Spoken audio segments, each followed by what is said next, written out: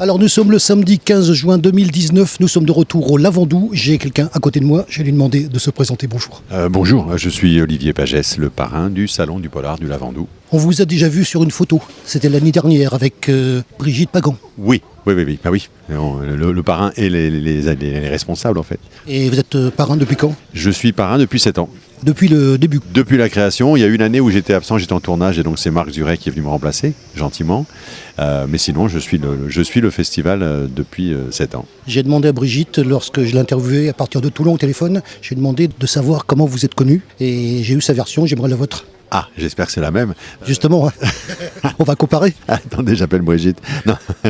Eh bien, on s'est connus, je jouais en tournée la pièce de Nathalie Marquet et Jean-Pierre Pernaut, qui s'appelait donc Piège à Matignon, que l'on jouait à La Londe-les-Morts. Et Brigitte et Philippe sont venus voir la pièce et sont venus me voir à la fin. On dédicaçait des photos en fait à la sortie du théâtre et sont venus me proposer, me dire voilà, on voudrait créer un salon du polar.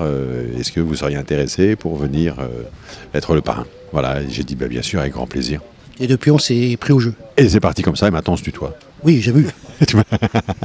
Et on s'est pris au jeu, oui, on s'est pris au jeu, et puis on l'a fait évoluer, on en a parlé ensemble, et le salon s'est bien installé. Là maintenant, il est sur le front de mer, ce qui est encore plus merveilleux. Moi, j'ai vu ça ce matin, depuis que je suis arrivé. Vous êtes comme un poisson dans l'eau, tous les deux. Oui, parce que ça devient, parce que c'est un joli festival qui est familial, en fait. Il y a le plaisir de retrouver les auteurs. Moi, au fil des années, il y en a plein qui reviennent, donc on se connaît. C'est famille. Il y a du bruit, c'est normal, on est en direct, on est en direct sur le salon.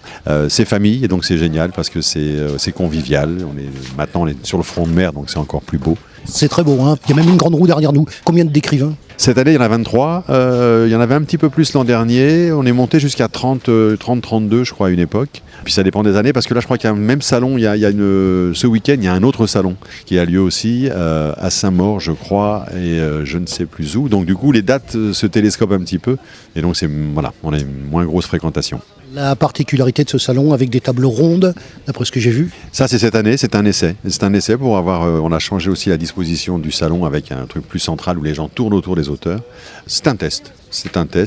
On verra si ça fonctionne ou pas et si les gens se sentent bien par rapport à ça. Puis, si on peut dire ça comme ça, il y a des annexes. On n'est pas loin du port, d'ailleurs, soit dit au passage. Je fais un petit jeu de mots. Oui. Mais il y a des annexes avec des choses avec la gendarmerie, avec des choses comme ça. Oui, ça, c'est une belle participation.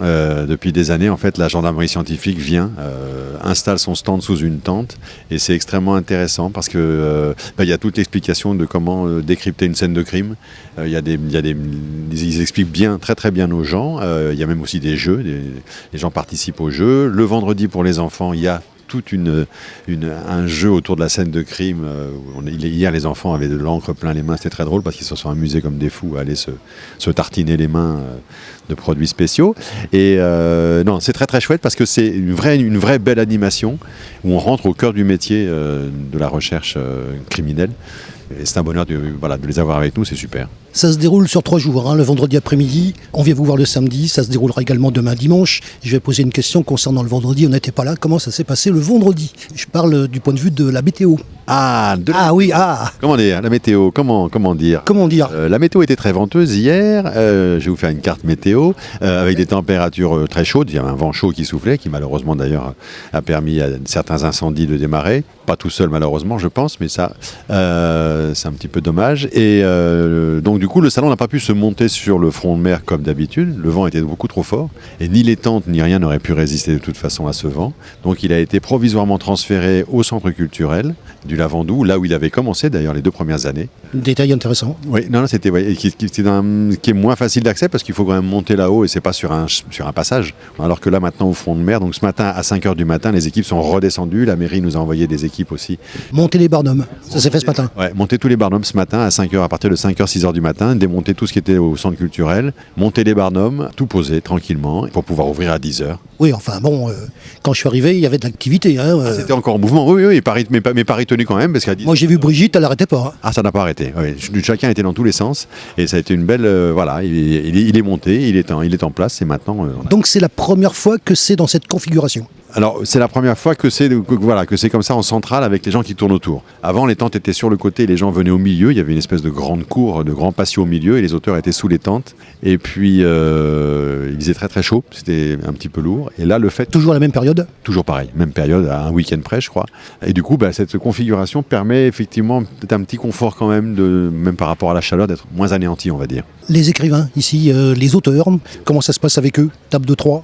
Ça se passe bien, on verra. On verra demain soir un petit peu comment ça a fonctionné pour eux, si c'est un pari jouable ou pas. Est-ce que du coup ils sont pas trop les uns sur les autres? Est-ce que les gens viennent facilement les voir? Là, ça sera vraiment un petit retour après d'expérience et puis à partir de là, je crois, se décidera ce qui se fera l'an prochain. On sort de l'inauguration, il y avait des autorités, on peut en parler?